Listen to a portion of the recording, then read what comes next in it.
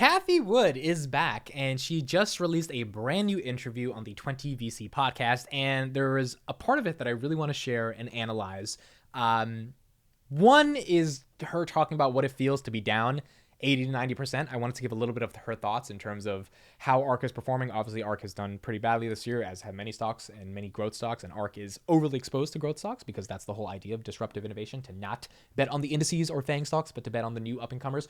So Cathie Wood talked about what it feels like to be down 80, 90%, but she also talked about why ARK has not had major outflows, and I wanted to react to this a little bit and talk a bit more on what Cathie's thoughts are on why her fund is actually doing decently well in terms of outflows, even though it's down 80-90%. Let's hear her react to it.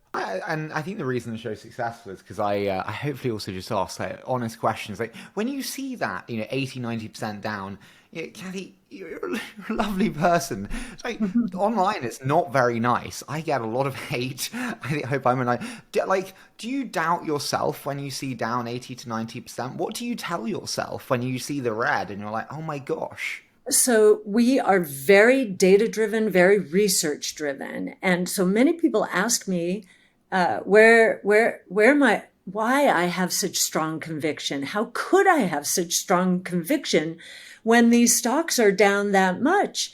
And it comes directly from our research. And if you don't think we are double checking and triple checking our research and our assumptions going into the research. And basically, our clients and the social world is helping us battle test those assumptions.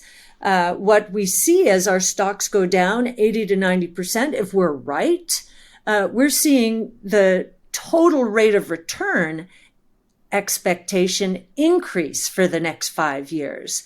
So we keep our eye on that prize. And if our research is correct and the world has not changed, we've just moved into a risk-off period with inflation and interest rates, the reason, and this move back towards benchmark stocks, the reason our stocks are going to be dumped, we wouldn't be selling our stocks. We'd be picking them up. And that's what we do. We average down during risk-off periods. And we also concentrate our portfolios towards our highest conviction names. So we've moved our flagship portfolio, ARKK, from 58 names down to 32, 33 names.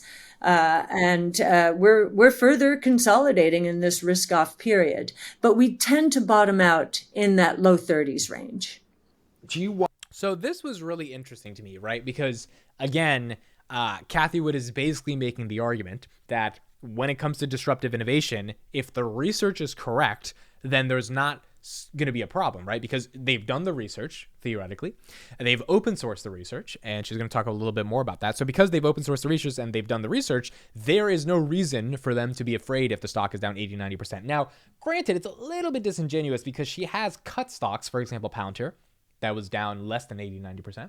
She has cut stocks like Spotify. She's cut stocks like Berkeley Lights. I mean, she's cut a bunch of different stocks when they were down. I guess in the context of the big ones like Roku and Zoom, she hasn't cut them yet. So it's just a question of if she's going to cut them or if she's going to hold to her guns on her research. Worry that the market can remain irrational longer than companies can remain solvent. If it gets to, we're seeing certain stages of certain public markets where it's like, oh my God, you've got double the cash than you do your market cap. Yes. Do you worry about that? So what I often say, and this was the refrain when it came to Tesla in early 2019, when, my goodness, the traditional asset management world was saying, well, this company is going bankrupt. It's running out of cash, can't scale the Model 3. And, our research was telegraphing something completely different. And my answer to our critics at that time is, wait a minute, the markets are not closed. This is not 08, 09. If you look at the very loyal shareholders on the front page, the first page of holders, you will find a group of holders that if you do an IPO, a secondary, we're going to be buying into that secondary. And that was absolutely right. And that's how I feel about the stocks in our portfolio right. So again, referencing Tesla, which of course she has to reference Tesla because Tesla was the winner. Look, she's not wrong to reference Tesla. I guess it's just a question of are the stocks that you have currently right now, like a Roku and a Zoom at Coinbase, are they the next Tesla? Because Tesla is something that could go down 90% and then go up 20x. Can the other stocks do that? I mean, that's the fundamental question. And if they can't do that, then it's going to be a little bit more harder. I want to show one more part right here about why ARK has not had any outflows. Let's go to that part right here. Why hasn't ARK had more outflows? And have her talk about why people just aren't pulling their money out of the ETF. I totally get you, and I think the secret to great venture investors is the willingness to be uncomfortable and deal with uncertainty, and also the willingness to be lonely, which sounds weird, but when everyone else disagrees, you have to be okay being alone. So I do totally get you. The trouble with being alone is that in your world, not in mine, in venture, like pure venture, old school venture, like there are outflows in your world. Given performance and people generally being less comfortable with uncertainty, why do you think ARK hasn't had more outflows? Yes, we've been really gratified by our asset retention. And I think the traditional asset management industry is astonished by it. There are a few reasons we believe. One is we give our research away, and we are on social media giving it away, not when it's finished, but as it's evolving. So those who are following us on social media, or those who get our newsletters or our blogs, they sign up for various levels of information. They are taking the journey with us. They understand what we're doing, why we're doing it, and they also understand, because we say this all the time, we have a 5-year investment time horizon. This is for the public world. We have a 5-year investment time horizon. And if you don't have a 5-year investment time horizon, maybe we're not right for you. Because we are a very volatile strategy. So last year, our net flows, now they were front end loaded to be sure, they were $17 billion. That's net. There were redemptions, but we kept 17 billion of the flows last year. This year, we haven't even outflowed 1 billion. Out of that 17 billion. And I think the reason is we give our research away. And another really important reason is investors know that we are providing them with something they're not going to get anywhere else, and that we're a really good diversifier.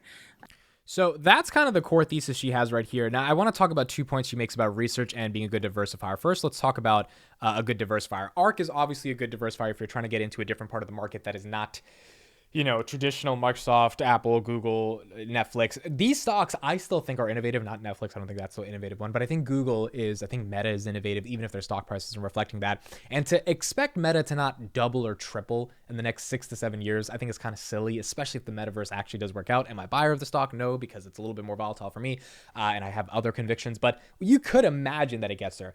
Cathie is expecting Roku to 10x, right? To go at 605. That was her bear case, or her base case.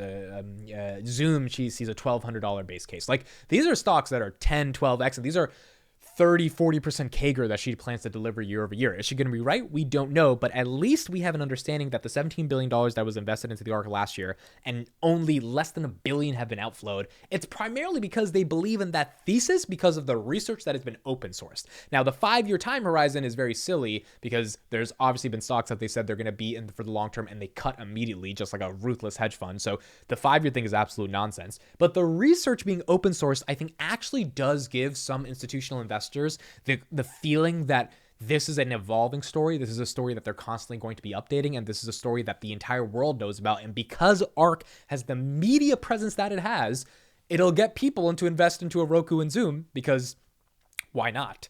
right? Because if this lady who manages $17 billion is saying, hey, Roku and Zoom are going to go to the moon, I will invest. Like, so that's the sort of logic and the argument that she plays against retail. And in some institutional investors that have allocated only a tiny part of their portfolios to ARK in order to get that exposure to growth might actually like the level of media distribution and attention that Cathie Wood's ARK has in order to be able to amalgamate massive levels of resources for people to be able to then consume that content and then potentially purchase those stocks. So that's Cathie Wood on double and triple checking their research, why ARK hasn't had outflows and what it feels like to be down 80 to 90% and how they ultimately deal with it. Let me know your thoughts in the comments. Are you still a Cathie bull? Are you against her? Do you think ARK is able to recover?